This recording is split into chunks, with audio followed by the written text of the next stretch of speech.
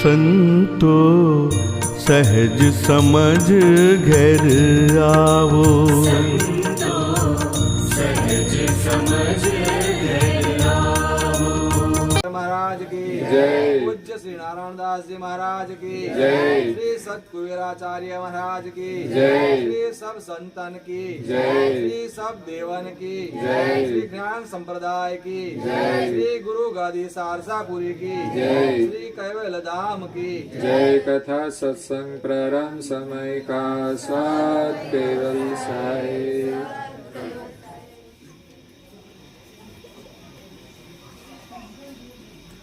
Caval अंशो सात केवल साहे। बोलो जो बधा आजू बाजू सबने केजो सात केवल साहेब सकेवल साहिब सकेवल साहिब। हे जहि मनुष्य दुर्लभ देवन को हे मनुष्य तुम पाई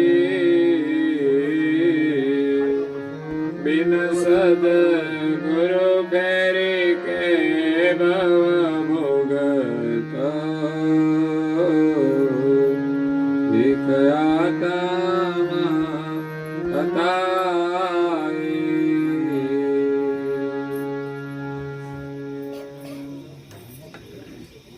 प्राय भक्तजनो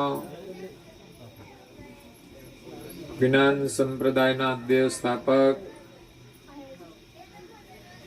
અનંત બ્રહ્માંડાધીશ વિશ્વ નિયંતા સકર્તા સર્જનહારના પરમ વિશેષાંશ સકર્તા સતકૈવલના મહાદ સજાણ જાણ અલૌકિક સ્વરૂપને અનેક ન્યાયોથી પ્રત્યક્ષ પ્રમાણથી સ્વ અનુભવથી પ્રતિપાદન કરી આપનાર અનંત અંશોના તારણહાર કૈવલ ધર્મ ધુરંધર પરમ મોક્ષના દાતા મહાન સમર્થ પરમ શ્રેષ્ઠ પરમ વિભૂતિવાન પરમ દયાળુ પરમ કૃપાનિધિ સર્વજ્ઞ દિવ્ય પરમ ગુરુ શ્રીમદ કરુણા સાગર મહારાજ જગતના જીવોનું પરમ કલ્યાણ કરવા માટે જગતના જીવોને જન્મ મરણના ત્રાસમાંથી મુક્ત કરવા માટે અકળ વિભૂતિનો અતિ દિવ્ય મનુષ્ય દેહ ધારણ કરી આ વિશ્વની અંદર પ્રગટ થયા છે। જગતના જિજ્ઞાસુ અને મુમુક્ષુ અંશોને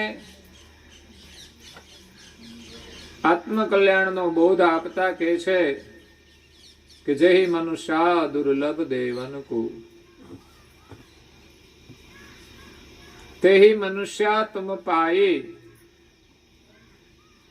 આપણને પારસમણી સમાન મનુષ્ય દેહ મળ્યો છે।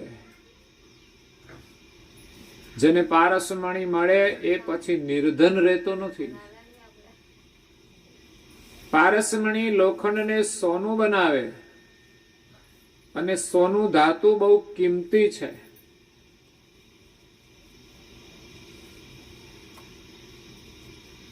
એટલે આપણને જો પારસ મળી જાય તો આપણી દરિદ્રતા દૂર થઈ જાય છે। મનુષ્ય જીવન પણ પારસ સમાન છે।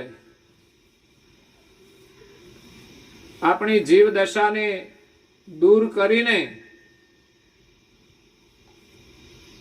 આપણને ચૈતન ગતિ પ્રદાન કરે છે। પણ એનું મૂલ્ય સમજીએ તો, નહીં તો આપણા માટે કઈ કિંમતનો નથી। પારસ રસ્તામાં પડ્યો હોય પણ આપણે ઓળખતા ના હોઈએ તો આપણા પગની ઠોકર લાગે તો પણ આપણને ખબર પડે નહીં। પણ કદાચ આપણે એને ઓળખતા હોઈએ તો કોઈ જોવે નહીં એવી રીતે આપણે લઈ લઈશું અને છાનો છાનો એનો ઉપયોગ કરીશું।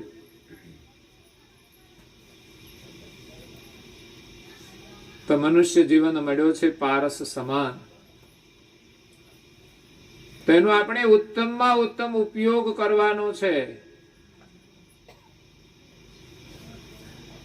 અને ઉપયોગ ક્યારે થશે? જ્યારે આપણે સદગુરુના શરણમાં જઈશું ત્યારે. મનુષ્ય જીવન મળવા છતાં પણ જો એમના શિર ઉપર કોઈ સમર્થ ગુરુ નથી તો એનું જીવન વ્યર્થ છે. એનું જીવન પ્રાણી સમાન છે. બિન સદગુરુ ફેરી કે ભવ ભુગતો ધીક આત્મ હતાઈ. એવા મનુષ્ય જીવન મળવા છતાંય જીવનને ગુમાવી દે છે, યા તો આત્મહત્યા કરી લે છે. જેમ કોઈ વ્યક્તિ આત્મહત્યા કરે ને અમૂલ્ય જીવન ગુમાવી દે, એમ જ સદગુરુની કૃપા વિના, પ્રભુના સુમિરન વિના માણસ ભવના ભોગને ભુક્તમાન કરીને ચાલ્યો જાય છે, શરીર છોડી દે છે, તો એમણે પણ અમૂલ્ય મળેલા માનવ જીવનની એક આત્મહત્યા જ કરી છે. શરીરમાં રહેલા આત્માની હત્યા કરી છે.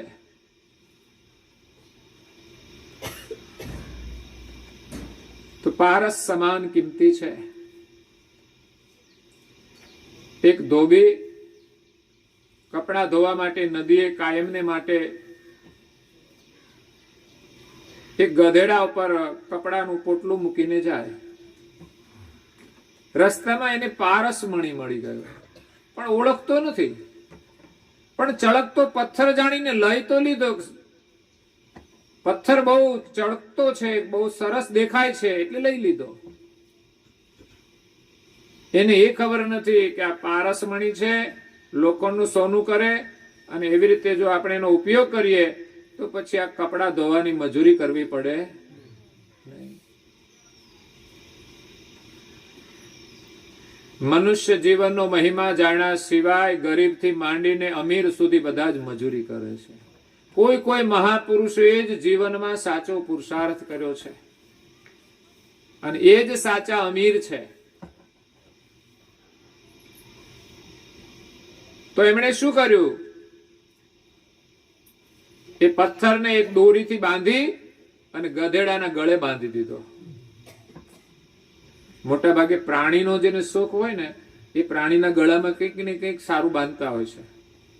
પેલા લોકો બળદના ગળામાં ઘૂઘરા બાંધતા હતા, નાની નાની ઘૂઘરીઓ બાંધતા હતા. શોખ હતો. એટલે જેને જે પ્રાણીનો શોખ હોય એને કંઈક ને કંઈક બાંધે. એમ આ ધોબીએ એ ચળકતો પથ્થર લઈ લીધો અને ગધેડાના ગળે બાંધી દીધો.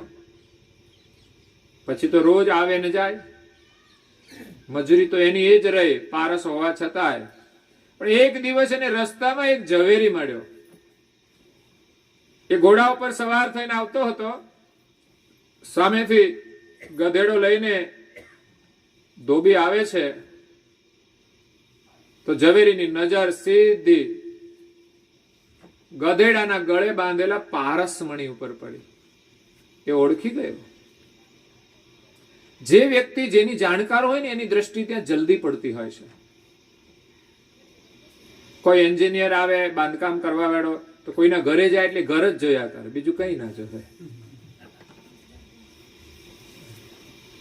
જે જેનું જાણકાર હોય એની નજર ત્યાં જલ્દી પડે. એમ ઝવેરીની નજર દાગીના ઉપર હોય. એ ગમે ત્યાં જાય તો એની નજર બધે દાગીના ઉપર જ હોય, એની ડિઝાઇન ઉપર હોય. એમાં ચળકતા પથ્થરને ઓળખી ગયો એટલે એને ઘોડો ઊભો રાખ્યો અને આવનાર ધોબીને પૂછ્યું કે ભાઈ ક્યાં જાય છે? તો કે બસ કપડા ધોવા માટે જાઉં છું.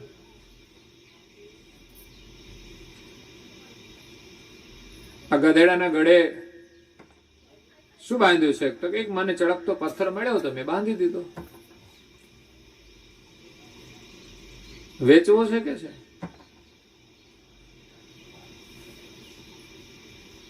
કોઈ માગી કિંમત આપે તો વેચી દઈએ.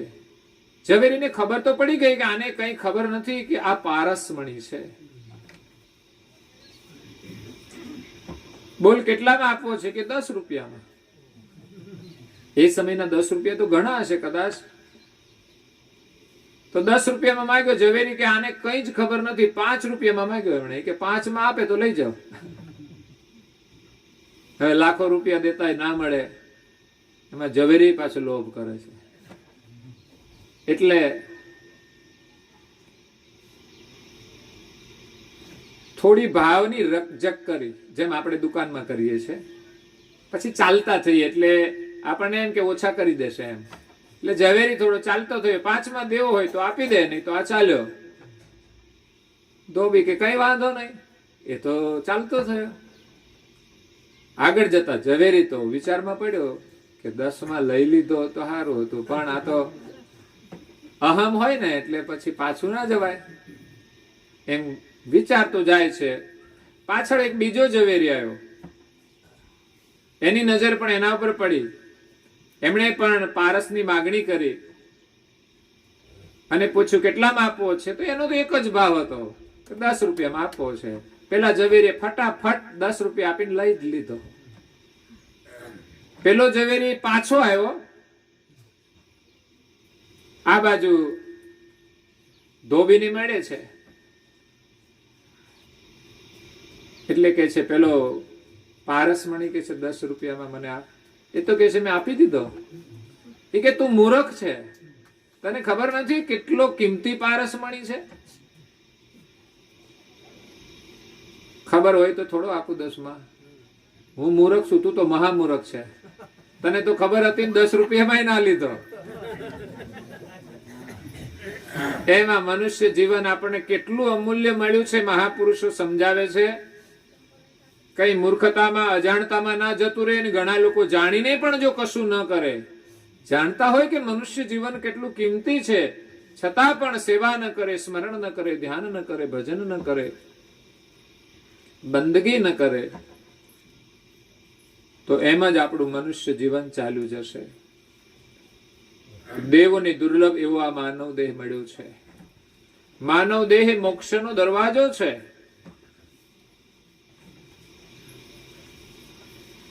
ચોરાસી લાખ પ્રકારના શરીરોની અંદર આ ચૈતન આત્મા ભ્રમણ કરે છે, સુખ દુઃખ ભોગવે છે. પ્રાણી પશુ પંખીને આપણે જોઈએ છે કેવી જીવ દશામાં દુઃખી થાય છે.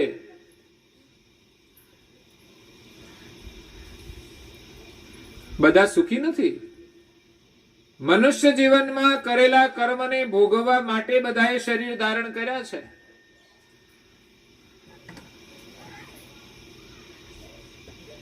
ચોરાસી લાખ પ્રકારના શરીરોની અંદર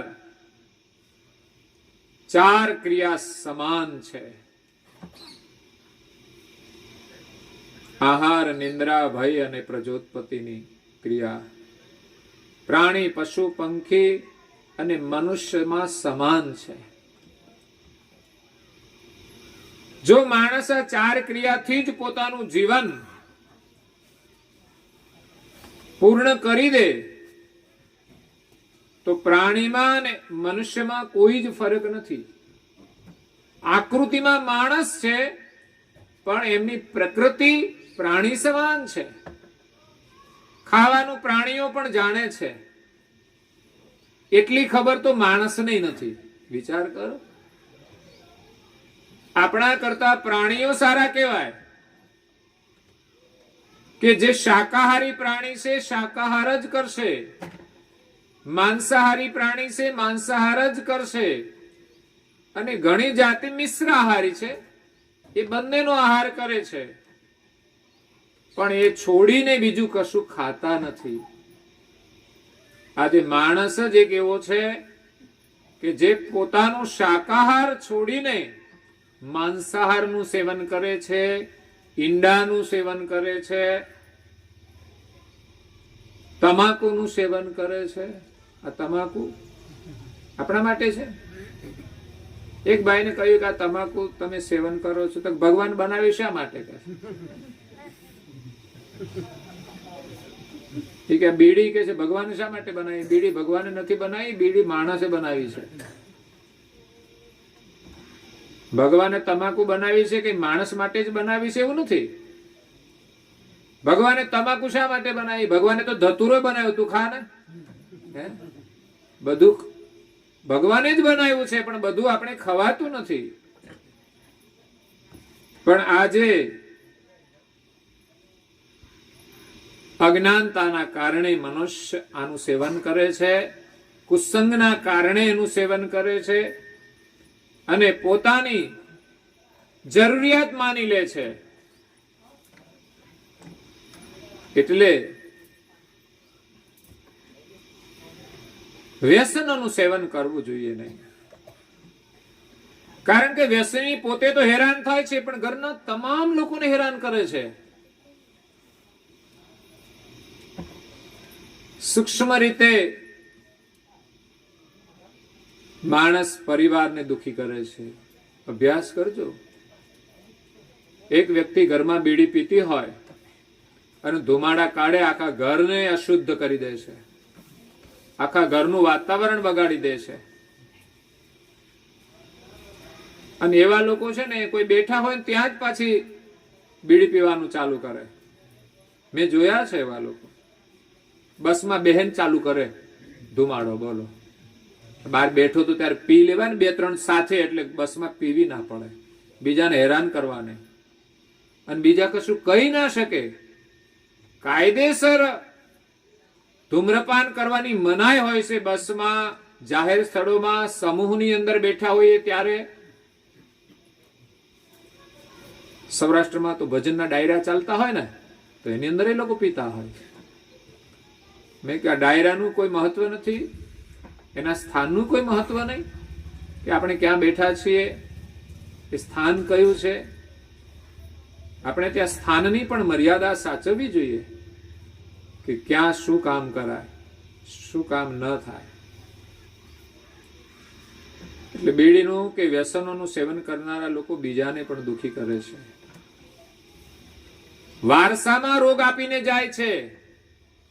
એના લોહીની અંદર એ ઝેર આવી જાય છે, અને લોહી બાળકોની અંદર આવે છે ત્યારે બાળકોને જન્મથી જ ઘણી બીમારીઓ આવે છે.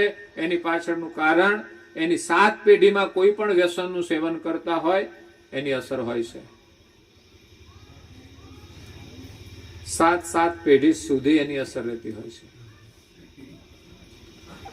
એટલે આ વ્યસનો આપણે છોડી દેવા જોઈએ. ખરેખર આપણે મનુષ્ય છીએ એનું આપણને ભાન હોવું જોઈએ. અને વ્યસનનું સેવન કરીશું તો આપણી ગણતરી મનુષ્યમાં રહેશે નહીં. પ્રાણીઓ આપણા કરતા સારા કહેવાય. તો આહારની બાબતે મનુષ્ય પ્રાણીથી નીચે ઉતરી ગયો છે. આજથી 100 વર્ષ પહેલા પ્રાણીઓ જે ખાય છે એ જ આજે ખાય છે, કોઈ ફેરફાર નહીં. અને મનુષ્ય તો કેટલા ફેરફાર કરી દીધા. ભોજનમાં, વાનગીઓમાં વેરાયટી તો આવે છે, એનો વાંધો નથી, પણ ન ખાવાનો કચરો ખાય છે.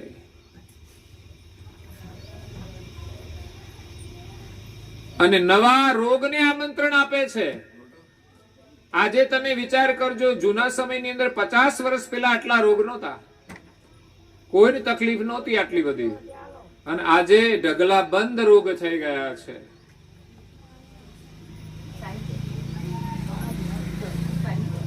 કારણ કે આહારની અશુદ્ધિ છે.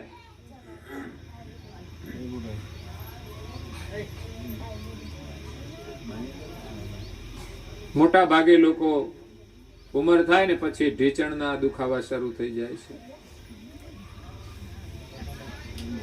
ગાયો ભેંસોને કેમ તકલીફ થતી નથી? એ એની સ્થિતિમાં જ જીવે છે. અને આપણે બહુ સુધરી ગયા, બહુ મોડર્ન થઈ ગયા, એટલે મોડર્નમાં બધી બીમારીઓ આવી છે.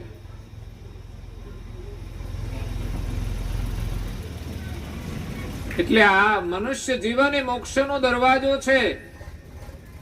પણ જાણે આપણે તો દરવાજો બંધ કરી દઈએ છીએ અને ફરી 84માં જીવને જવું પડે છે.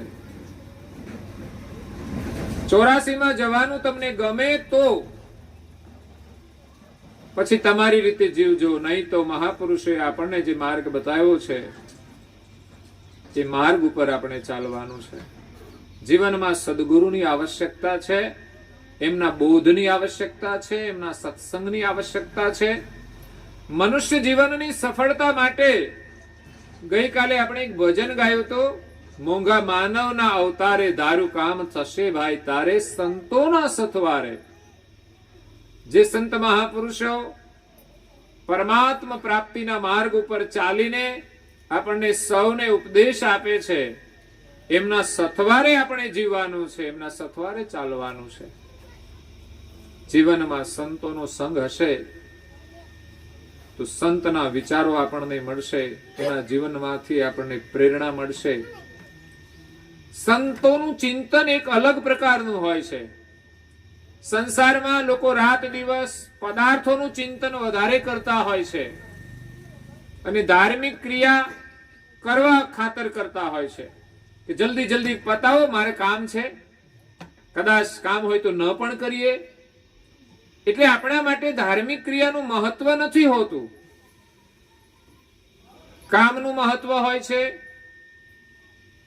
અર્થનું મહત્વ હોય છે. અર્થ માટે જ દોડાદોડી કરીએ છીએ અને કામનાઓ માટે જ અર્થની પ્રાપ્તિ કરીએ છીએ.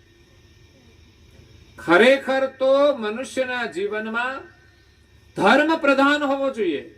એ જ મનુષ્યની ઓળખ છે. નહીં તો મેં કહ્યું કે 4 ક્રિયા મનુષ્યની પ્રાણીમાં સમાન છે. આહાર, નિંદ્રા, ભય, મૈથુન ચ સમાને તત્પશુ વિનરણામ ધર્મો હિ અધિક વિશેષો ધર્મેણ હીન પશુ ભી સમાના. ધર્મ વગરનો મનુષ્ય પશુ સમાન છે. પછી ભલે ને મોટો ધનવાન હોય પણ ધર્મ વગર એનું જીવન પશુ સમાન છે. કદાચ ગાડીઓમાં ફરતો હોય તો શું થઈ ગયું, આજે કૂતરાય ગાડીઓમાં ફરે છે, એના જ કૂતરા હોય. ગાડીઓમાં ફેરવનારા પણ એ જ હોય અને એ જ ગાડીઓમાં ફરતા હોય પણ ભગવાનનું ભજન ન કરે, કૂતરાની સેવા કરે. આ કૂતરાને ખવડાવવું જોઈએ. હા, કૂતરાને આપણે ખવડાવવું જોઈએ પણ કૂતરાના જેવું આપણે જીવવાનું નથી. કૂતરાને જોઈને આપણે વિચાર કરવાનો કે જો ભગવાનનું ભજન મનુષ્ય જીવનમાં નહીં કરીએ તો પછી આપણે આ પ્રાણીઓની અંદર જવું પડશે.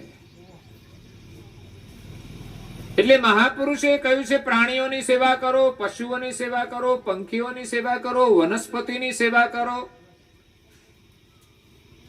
જેટલી બની શકે એટલી સેવા કરો અને પ્રભુ સ્મરણ કરો. ગૌ સેવા કરો તો કરીએ જ છે ને, ઘરમાં 1-2 ગાયો તો રાખીએ જ છે કે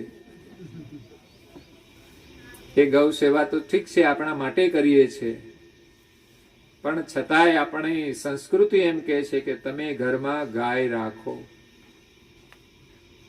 પણ કેવી? દેશી ગાય. અહીં જોવા ના મળે. સૌરાષ્ટ્રમાં જાઓ તો તમને દેશી ગાય જોવા મળે.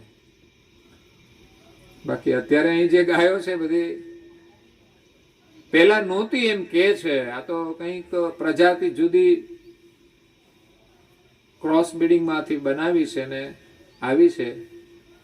એના દૂધની અંદર એટલી ગુણવત્તા નથી હોતી. દેશી ગાયનું દૂધ એ તો અમૃત છે, ઔષધ છે.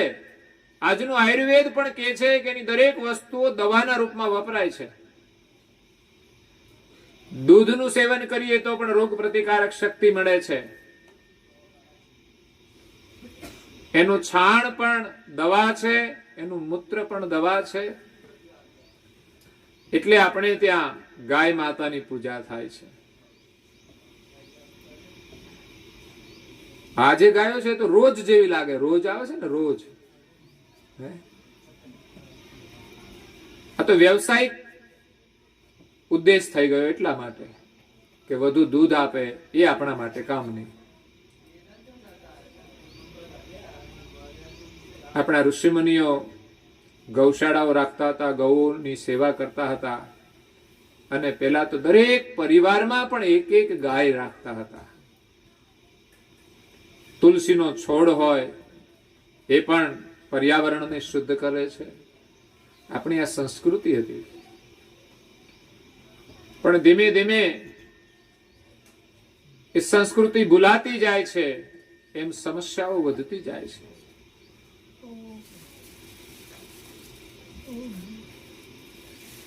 તો આહાર, નિંદ્રા, ભય, મૈથુન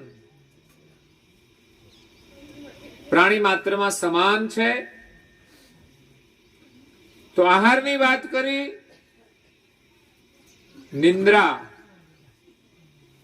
નિંદ્રામાં પણ માણસ પશુથી હીન થતો જાય છે.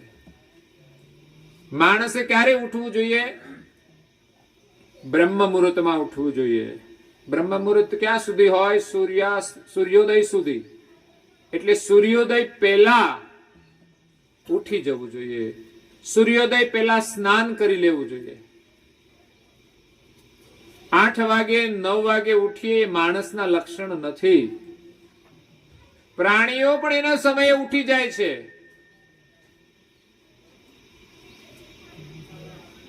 જો કે પ્રાણીઓ ગમે ત્યારે હોઈ જાય, ગમે ત્યારે ઉઠે, એનો કોઈ નિયમ નહીં. પણ પક્ષીઓ તમે જોજો, પક્ષીઓ સવારે અજવાળું થાય એટલે કિલ્લોલ કરવા માંડે. ભાઈ હુતા હોય, બેનો મોટા ભાગે ઉઠી જતી હોય છે, પણ કદાચ સુધરેલી બેનો મોડા સુધી સૂતી હોય. શહેરમાં જાય ને પછી સુધરી જાય. તો આપણે હવે શહેરમાં આવ્યા, અહીં બહુ વહેલું ના ઉઠાય. પછી 8 વાગે શરૂ થઈ જાય ઉઠવાનું. આપણે સૂર્યોદય પહેલા સ્નાન કરીને સેવા, પૂજા, પ્રાર્થના અવશ્ય કરવી જોઈએ. એ મનુષ્યના લક્ષણ છે. પછી આપણું ઘરનું જે કામ હોય એ કરવું જોઈએ. પહેલા ધર્મ, પછી બધું જ કામ. ધર્મને પ્રાથમિકતા આપવી જોઈએ. ધર્મ બધા પાડે છે, પણ કેવો? સગવડીયો ધર્મ હોય, સ્વાર્થનો ધર્મ હોય, દેખાદેખીનો ધર્મ હોય, અંધશ્રદ્ધાનો ધર્મ હોય, એવું બહુ લોકો પાડે છે. ધર્મની અંદર શુદ્ધિ નથી. ધાર્મિક ક્રિયાઓ લોકો કરે છે, પણ આધ્યાત્મિકતા ન હોય, આધ્યાત્મિક ભાવ ન હોય, તો એ પ્રવૃત્તિથી આપણને જે લાભ જોઈએ તે મળી શકતો નથી. એટલે નિંદ્રાની અંદર આપણે સવારે વહેલા ઉઠવું જોઈએ. એક ગુજરાતી કહેવત સુંદર છે કે રાત્રે વહેલા જે સૂએ વહેલા ઉઠે વીર, બળ બુદ્ધિને ધન વધે, સુખમાં રહે શરીર. આ બહુ સાચી વાત કરી છે. બળ વધે, શરીર આપણું સ્વસ્થ રહે. આ ઉઠવાની જે પ્રક્રિયા છે, પહેલા લોકો રાત્રે વેલા સૂઈ જતા હતા અને સવારે 5 વાગે 6 વાગે વેલા ઉઠતા હતા. એના શરીર સ્વસ્થ હતા. બળ વધે, બુદ્ધિ વધે. બુદ્ધિ પણ હતી. ધન વધે અને સુખમાં રહે શરીર. આ 4 લાભ થાય વેલા સૂઈ જવાથી અને વેલા ઉઠવાથી. આજે પરિવર્તન થઈ ગયું છે. રાત્રે મોડા સુધી જાગવાનું. અને એમાં અત્યારે આ મીડિયા આવ્યા, ટીવી આવી, મોબાઈલ આવી ગયા. ટીવી કરતા મોબાઈલ હવે હાથમાં આવી ગયો, એટલે રાત્રે 12 વાગ્યા સુધી લોકો જોયા જ કરે. ગૂગલ ની અંદર ગુંગળાઈને પછી હુઈ જાય. સમજ્યા? ગોથા મારે આમથી આમ ને પછી મેળ ના પડે ને એટલે હુઈ જાય. આનાથી અનિંદ્રાનો રોગ લાગુ પડવાનો છે, યાદ રાખજો. પછી માનસિક બીમારીઓ આવશે, ઘણા લોકો ગાંડા થશે. અનિંદ્રાનો રોગ થશે, મોડા સુધી જાગે, પછી ચેન નહીં પડે, ઊંઘ નહીં આવે. જોજો. એટલે ઊંઘની અંદર અનિયમિતતા એ પણ બીમારીનું કારણ છે. પૂરતી ઊંઘ ન થાય એટલે શરીર બીમાર પડવાનું જ છે. પછી સવારે મોડા સુધી ઊંઘે, એ પણ અનૈતિક છે, અકુદરતી છે. સૂર્યોદય પછી ઊંઘતા હોય એટલે શરીરની અંદર બીમારીઓ પ્રવેશ કરે. સવારમાં બ્રહ્મ મુહૂર્તમાં ઉઠે છે, એની અંદર રોગ પ્રતિકારક શક્તિ આવે છે. વાતાવરણનો શુદ્ધ ઓઝોન વાયુ એને મળે છે, એ વિજ્ઞાન કહે છે. અને બ્રહ્મ મુહૂર્તમાં તમે હવારની હવામાં તમે નીકળો ને, તમારા શરીરમાં સ્ફૂર્તિ આવી જાય. એ સ્ફૂર્તિના સમયે ભાઈ તો હુતા હોય, ક્યાં સ્ફૂર્તિ લેવા જાય? 9 વાગે સ્ફૂર્તિ આવતી નથી. એ કામ ધંધે જાય, મહેનત કરે, પણ આધ્યાત્મિક ઉર્જા નહીં આવે. 9 વાગે ઉઠવા વાળા સેવા પૂજા નહીં કરે, કેમ કે ધંધાનો ટાઈમ થઈ જાય અને ભાવ પણ નથી રહેતો. તમે સવારે વહેલી પૂજા કરો અને કોઈક દિવસ મોડી પૂજા કરજો તો ખબર પડશે કે 9 વાગી જાય એટલે આપણામાં પૂજાનો ભાવ ના રહે, કે હવે તો ટાઈમ જતો રહ્યો. મોડા સુધી જાગવાનું, મોડા ખાવાનું. મોડા ખવાય નહીં રાત્રે, પણ આપણે ત્યાં તો એક પ્રથા ઊભી થઈ ગઈ છે કે સાંજે જમ્યા હોય પાછું રાત્રે 11 વાગે 12 વાગે રખડતા રખડતા કે છે કંઈક ને કંઈક ખાવા જોઈએ. આદત પડી જાય છે, ભૂખ નથી લાગી, આદત પડી જાય છે.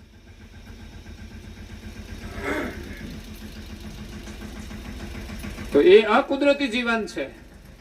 રાત્રે ખાધેલું ભોજન આપણે પચે તો ખરું,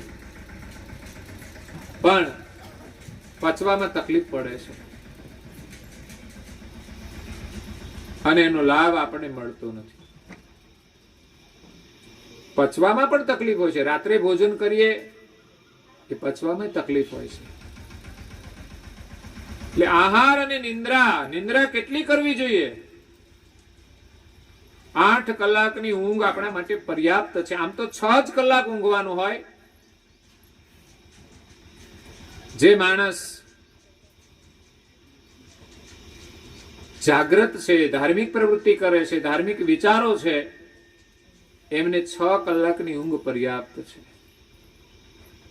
વધુ 7 કલાક ઊંઘીએ તો ભોગીને 6 કલાકની ઊંઘ, યોગીને 4 કલાકની ઊંઘ અને રોગી માટે 8 કલાકની ઊંઘ કહી છે. બીમાર હોય તો સુવે, વૃદ્ધ માણસ 8 કલાક સુવે, વાંધો નથી, પણ યુવાનોએ તો સવારે વહેલા ઉઠવું જોઈએ અને 6 કલાકની ઊંઘ એના માટે પર્યાપ્ત છે. નાનું બાળક વધારે સુવે, અનિયમિત હોય, નાનું હોય ત્યાં સુધી, પણ ભણવાની શરૂઆત થઈ જાય ને એટલે એ નિયમિત થઈ જાય છે. નહીં તો મોટા ભાગે છોકરાઓ સવારે સૂતા હોય, પણ સવારની સ્કૂલ હોય એટલે સૂતા હોય તો આપણે ઉઠાડવા પડે છે.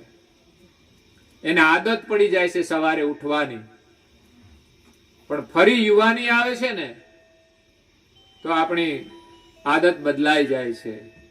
ફરી મોડા ઉઠવાનું શરૂ થઈ જાય છે. રજા આવે એટલે તો 10 વાગ્યા સુધી સુવાનું. કેમ? તો કે સુવા માટે જ રજા આવી છે. ખરેખર રોજના નિયમ પ્રમાણે જ ઉઠો. જો તમે રજાના દિવસે મોડા ઉઠશો એટલે એના બીજા દિવસે કામ પર જવાનું થશે એટલે આળસ આવશે.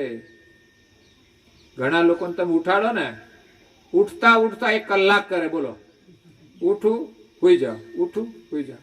આ એક બીમારી છે. આ નિર્બળતા છે, કમજોરી છે. એ ઉઠીને પાછો હોઈ જાય, ઉઠીને પાછો હોઈ જાય. એમ કરતા કરતા 1 કલાક પછી ઉઠે. આ શરીરની કમજોરી છે, આળસ. તો આપણામાં એક સ્ફૂર્તિ હોવી જોઈએ કે ઉઠવાનું આપણા નિયમ પ્રમાણે સંકલ્પ કરીને ઉઠાવવું જોઈએ. એવી શક્તિ આપણી પાસે જોઈએ. તો રાત્રે માણસ 10 વાગે સુઈ જાય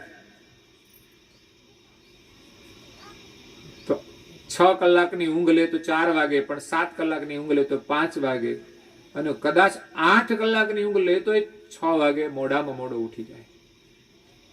એટલે પરમ ગુરુએ તો આજ્ઞા આપી છે કે સૂર્યોદય થતા પહેલા સ્નાન કરીને તમે સેવા, પૂજા, પ્રાર્થના, ઉપાસના કરો.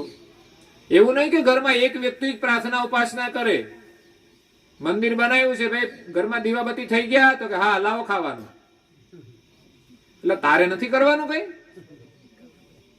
તારે ખાલી પેટ પૂજા જ કરવાની? બધાએ મંદિર આગળ બેસીને 15 મિનિટની પ્રાર્થના અવશ્ય કરવી જોઈએ. મંદિર શા માટે મૂક્યું છે? કોઈ એક વ્યક્તિ માટે નહીં, કે પછી ભગવાનની પૂજા થાય ને ભગવાન અપૂજ્ય ન રહે એટલા માટે નહીં. ભગવાનની પૂજા કરનારા દુનિયામાં ઘણા છે, પણ આપણા માટે પૂજાનું સ્થાન છે. તો દરેકને પવિત્ર થવું હોય તો પૂજા કરવી જોઈએ. ઘરમાં એક બાથરૂમ બનાવો છો, શા માટે હોય? એક વ્યક્તિને નાવા બનાવો છો? એક જણ નાઈ લે તો વાંધો ના આવે, એનો ઉપયોગ તો થાય છે, પણ ના, બધા જ લોકો સ્નાન કરે છે.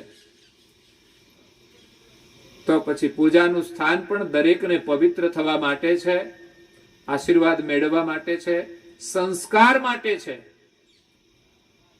કારણ કે ઘરમાં એક પણ વ્યક્તિ જો સંસ્કારહીન થશે તો ઘરનું વાતાવરણ બગાડી દેશે. બધાને ભણવા જવું પડે છે સ્કૂલમાં, નહીં તો પછી ઘરમાં એકાદ વ્યક્તિ ભણેલી હોય પછી બધાને ભણવાની શું જરૂર ભાઈ?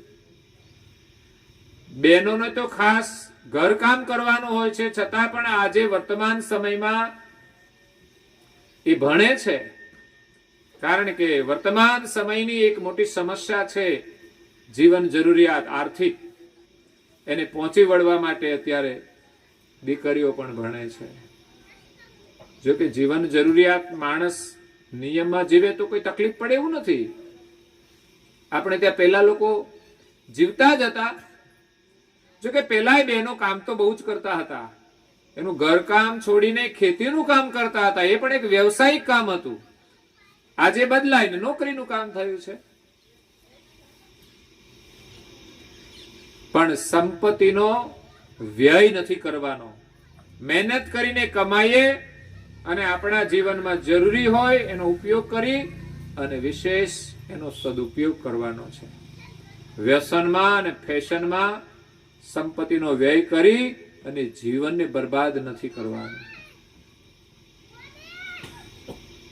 આપણા સામાજિક પ્રસંગોમાં પૈસાને ઉડાડીને સંપત્તિનો વ્યય નથી કરવાનો. જે સંપત્તિ ઉપાર્જન કરવા માટે આપણે સમય વાપર્યો છે એ સમય બરબાદ નથી કરવાનો. આપણે ઓછામાં ઓછી જરૂરિયાત અને ઓછામાં ઓછી સંપત્તિથી જીવન જીવી શકીએ તો પ્રભુ સ્મરણ કરવાનો અવકાશ મળી શકે. નહીં તો આજે લોકો ખોટા ખર્ચા કરે છે, પૈસા માટે પછી દોડાદોડ કરે છે. પ્રભુ સ્મરણ કરવાનો સમય રહેતો, સવારે 15 મિનિટની પ્રાર્થના કરવાનો સમય રહેતો. એટલે ઊંઘવાનું માપનું, આહાર, નિંદ્રા. પ્રાણીઓ એના સમયે ઉઠી જતા હોય છે. ભય બધાને લાગે છે. પ્રાણી માત્રને ભય છે, મનુષ્યને પણ ભય છે. ગમે તેટલી સુવિધા હોય છતાં પણ હું દુઃખી ન થઈ જાવ એના માટે કંઈક ને કંઈક કરતો જ રહે છે. જે મળ્યું છે એ જતું ના રહે એનોય ભય છે. એક દિવસ એને જવું પડે છે બધું છોડીને. એટલે માણસ સુખ અને સુવિધા હોવા છતાંય ભયનું દુઃખ બધા માટે છે, બધાના માથે છે. અને પ્રજોત્પત્તિની ક્રિયા પણ પ્રાણી માત્રમાં સમાન છે. એમાં પણ મનુષ્ય પ્રાણી કરતા નીચે ઉતરી જતો હોય છે. પ્રજોત્પત્તિની અંદર સંયમ એ બહુ મહત્વની એની મૂડી છે.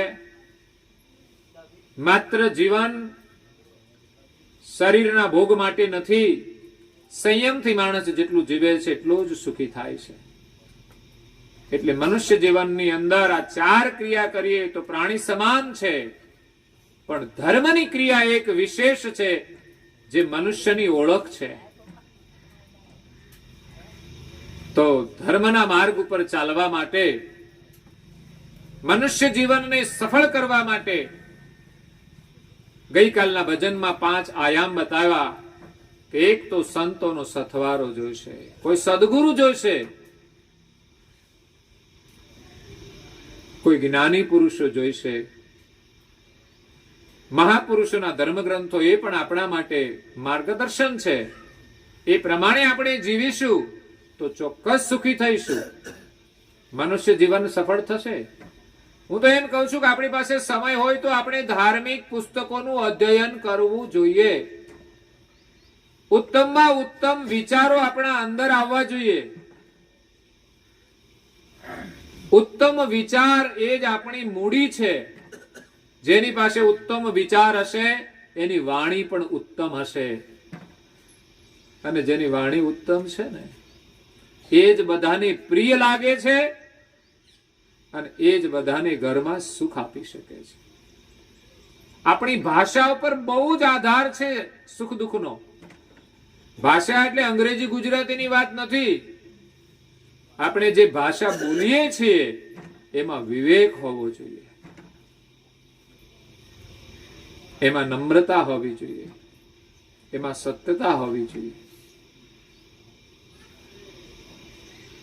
તો આપણી પાસે ઉત્તમ વિચાર હશે તો આપણી વાણી પણ ઉત્તમ હશે. ઉત્તમ વિચાર માટે ઉત્તમ આહારની જરૂર છે. આહાર સાથે વિચારનો સંબંધ જોડાયેલો છે. બીજા ઉત્તમ વિચારો આપણને ધર્મગ્રંથોમાંથી મળે છે, સત્સંગમાંથી મળે છે. એટલે મહાપુરુષોએ કહ્યું કે અવસર છે બહુ રૂડો, પછી અવતાર મળશે ભૂંડો, સત્સંગના સથવારે રે.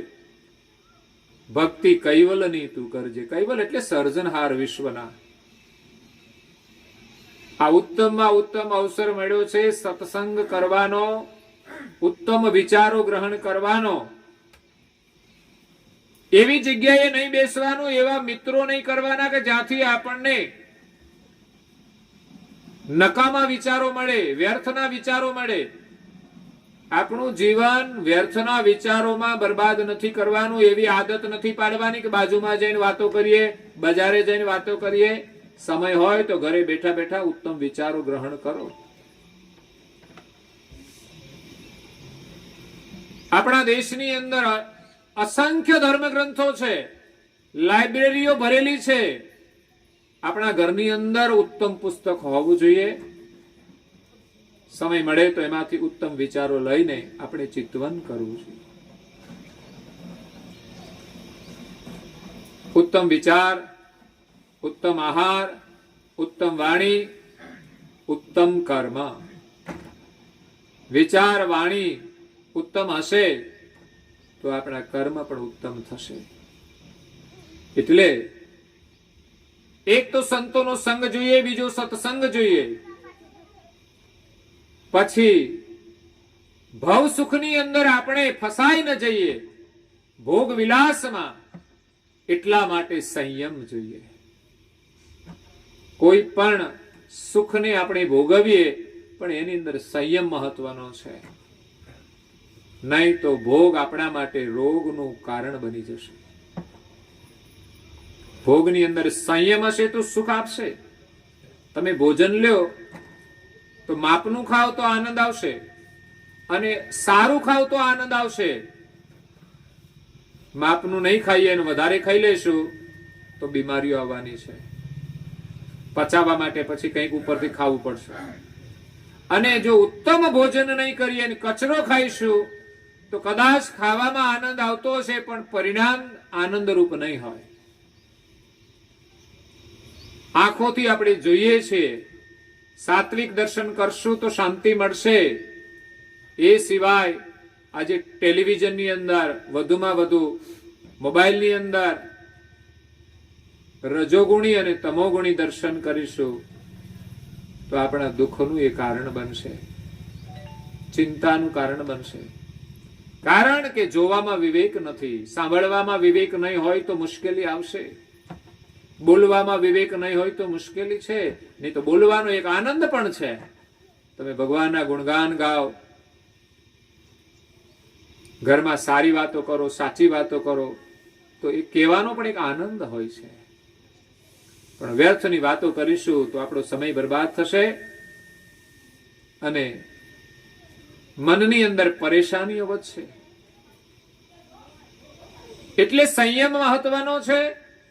પછી વ્યસનોની અંદર બંધાયા છે એમના માટે છૂટવા માટે સમજણ મહત્વની છે. જેની પાસે જેટલી સમજણ છે એટલો જ માણસ સુખી છે. દિવ્ય પરમ ગુરુએ એક ભજનમાં કહ્યું છે, સમજણ કા ઘર નિકા સંતો, સમજણ કા ઘર નિકા, તાત યોગ ભોગ સબ ફીકા, સંતો સમજણ કા ઘર નિકા. જે સમજણના ઘરની નજીક હશે એટલો એ વધુ સુખી છે અને એના માટે આ સંસારના ભોગ બધા જ ફીકા લાગશે.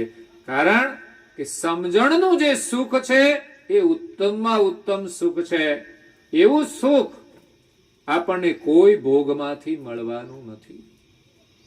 નરસિંહ મહેતા, એને સમજણ મળી ગઈ, પછી એને ઘરમાં સુખ મળતું નથી.